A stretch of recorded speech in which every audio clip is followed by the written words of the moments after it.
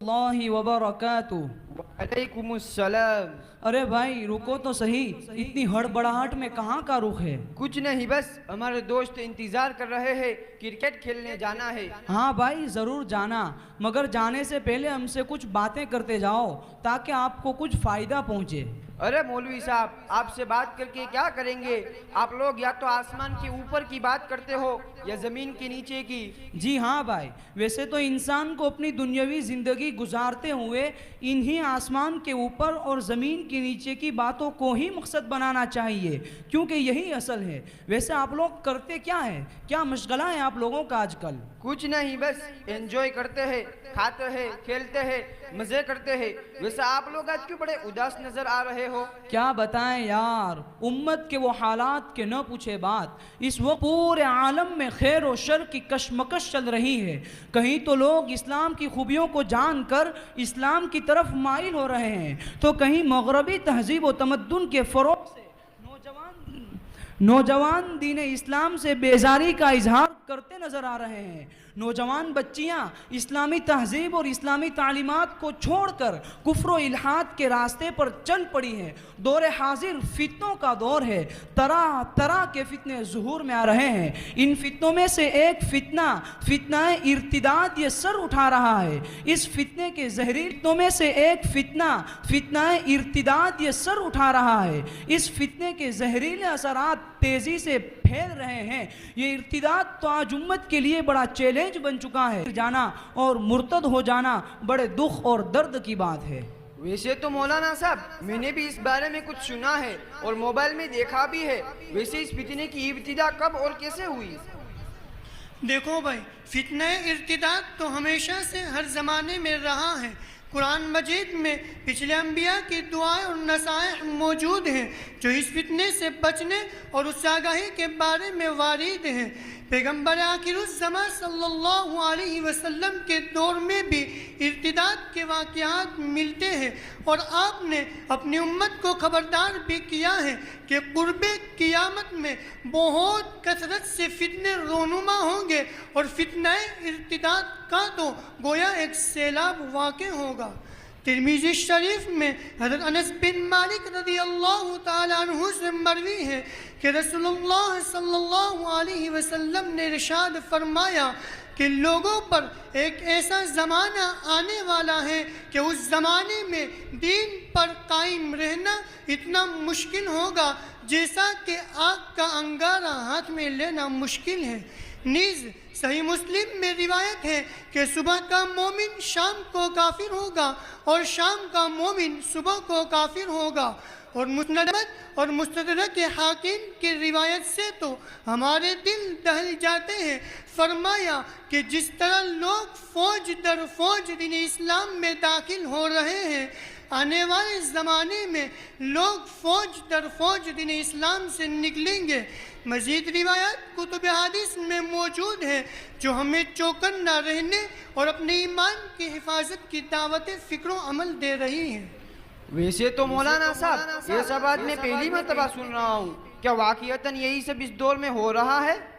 بھائی سنو، اس وقت تو صورتحال بڑی نازک ہے۔ ایک طرف تو قوانین شرعیہ مساجد، مدارس اور مذہبی تنظیموں کو ٹارگٹ کیا جا رہا ہے، تو دوسری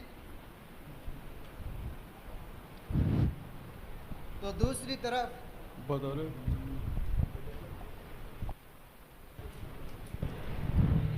ایک طرف تو قوانین شرعیہ مساجد اور مدارس اور مذہبی تنظیموں کو ٹارگٹ کیا جا رہا ہے، تو دوسری طرف فرقہ پرست طاقت مسلم بچے اور بچیوں کو ارتداد کے دہانے تک پہنچانے کی گھناؤنی سازشیں رچ رہی ہے۔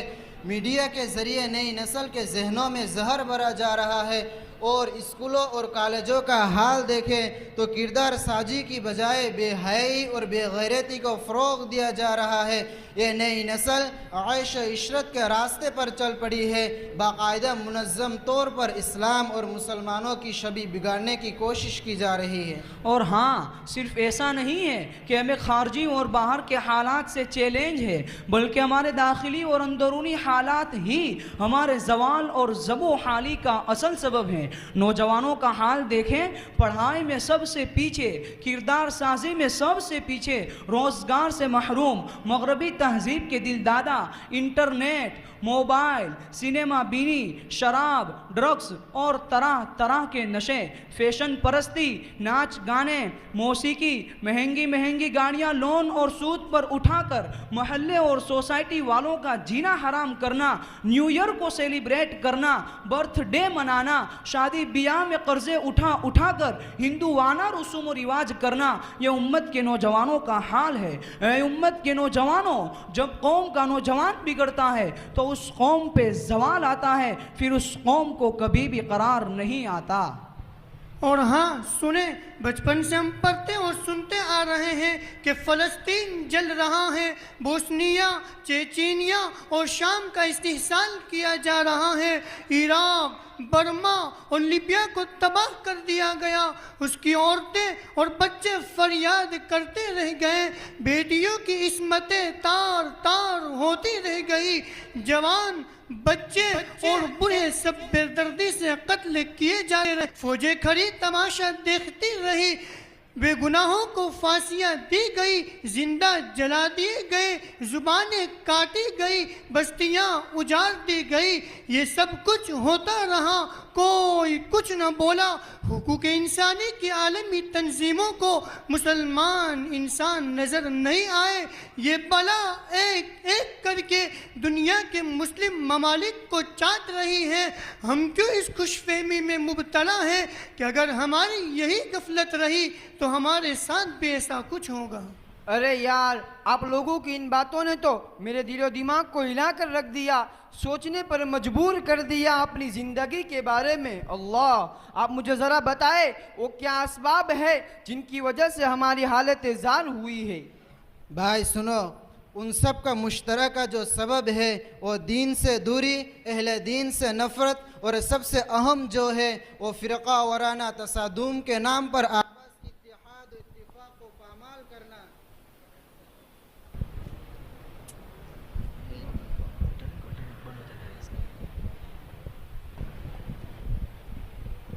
اور سب سے اہم جو ہے وہ فرقہ وارانہ تصادم کے نام پر آپس کی اتحاد و اتفاق کو پامال کرنا، علاوہ ازیں اسمارٹ فون کا فتنہ، کارٹون کے ذریعے مسلم بچوں کے عقائد پر حملے، ٹک ٹاک، بے حیائی کا سمندر، اوپن ریلیشن شپ کا فتنہ، میٹو کا فتنہ، ہم جنس پرستی کی لعنت، ویلنٹائن ڈے کی خباثت، جنسی گڑیا اور گڈا عیاشی کا اڈہ، بے حجابی کا ایک طوفان، عورتوں کا سری مہلک اثرات کی وجہ سے اپنے پاکیزہ رشتوں کی حرمت اور عظمت کو پامال کرنا وغیرہ، یہ وہ اسباب اور وجوہات ہیں جو ارتداد تک پہنچنے کی راہ ہموار کرتے ہیں۔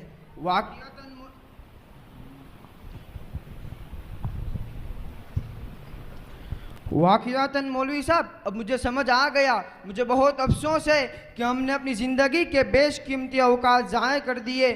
مولوی صاحب، اس فتنے کا مقابلہ ہم کس طرح کر سکتے ہیں اور ان سب برائیوں کے خاتمے کی کیا شکلیں ہیں جن کو اپنانا چاہیے؟ ہاں تو سنیں، اس فتنے کی سرکوبی کے لیے سب سے اہم کردار ماں باپ کا ہے۔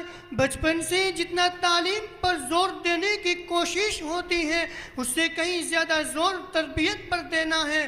آج کے دور میں پرائیویسی نام کا بھوت میڈیا کے ذریعے ہم پر مسلط کر دیا گیا ہے، اس سے خود کو اور اپنے بچوں کو بچائیں۔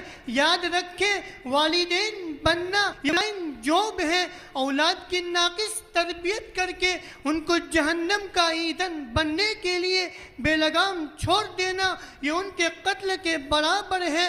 شعور کی عمر کو پہنچتے ہی اپنے بچوں پر سختی سے نظر رکھیں، اپنے بچوں کی نقل و حرکت پہ حتیٰ کہ دوستوں اور سہیلیوں تک کی اپنے بچوں کی رہنمائی کریں اور گھروں میں دین کے تذکیر عام کریں، صحابہ صحابیات کے واقعات سنائیں۔ خود نہیں پتہ تو اپنے علماء کے مشوروں سے معتبر علماء کے بیانات سنانے کا التزام کریں، اس لیے کہ دین کا لبادہ اوڑھے ہوئے بہت سارے بیریے سوشل میڈیا پر بھی موجود ہیں۔ بہت سارے بھید سوشل میڈیا پر بھی موجود ہیں، اور جہاں تک لڑکیوں کی اسکول کا تعلیم کا مسئلہ ہے تو کو ایجوکیشن یعنی مخلوط تعلیم سے پرہیز کرے، خود چھوڑنے اور لینے جانے کا انتظام کرے، اور شادی کی عمر کو پہنچتے ہی سنت و شریعت کے مطابق سادگی کے ساتھ اس ذمہ داری کو ادا کرے۔ مختصر وقت میں چند باتیں بیان کر دی، واللہ الموفق۔ دوسری ذمہ داری نہایت ہی ادب اور احترام کے ساتھ علماء کرام کی ہے، اس لیے کہ علماء کو ایک عام آدمی کے مقابلے میں ایک خاص حیثیت حاصل ہے، اور سلسلہ نبوت کی تکمیل کے بعد ساری ذمہ داریاں علماء کے کندھوں پر ہیں، اور ہر دور میں فتنوں کا مقابلہ علماء ہی نے کیا ہے۔ اس ارتداد کے فتنے کی باریکیوں کو کھل کر ممبر و محراب سے بولیں، نوجوانوں کو اپنے سے جوڑ کر رکھیں، رفتہ رفتہ ان کو اپنی تربیت کی فکر دلاتے رہیں، مردوں کے ساتھ ساتھ خواتین تک بھی اصلاح معاشرہ کے نام سے دین کی باتیں پہنچانے کی فکر کریں۔ علاوہ ازیں یہ ایک خاص حقیقت ہے کہ ان جاں غسل حالات کے باوجود آج اس شان و بان کے ساتھ اس ملک میں دین و اسلام کا باقی رہنا دینی مدارس و مکاتب ہی کی دین ہے، اور آج اس ملک کے گوشے گوشے میں مخلص مسلمانوں کے تعاون سے ایسی درسگاہیں قائم ہیں۔ موجودہ زمانے کے بزرگان دین تو فرماتے ہیں کہ مدارس قائم کرنا مستحب ہے لیکن مکاتب قائم کرنا فرض ہے۔ ان مکاتب دینیہ کو خوب سے خوب مضبوط کرنے کی کوشش کریں۔ تعلیمی نصاب تو جو کوئی بھی ہو، اصل تو امت کے ان معصوم پھولوں کی تربیت ہے۔ ان کی تربیت میں بالکل کوتاہی نہ کریں، جان توڑ محنت کر کے اسلام کی محبت کو ان کے سینوں میں اتار دیں، یہی چراغ جلیں گے تو روشنی ہوگی۔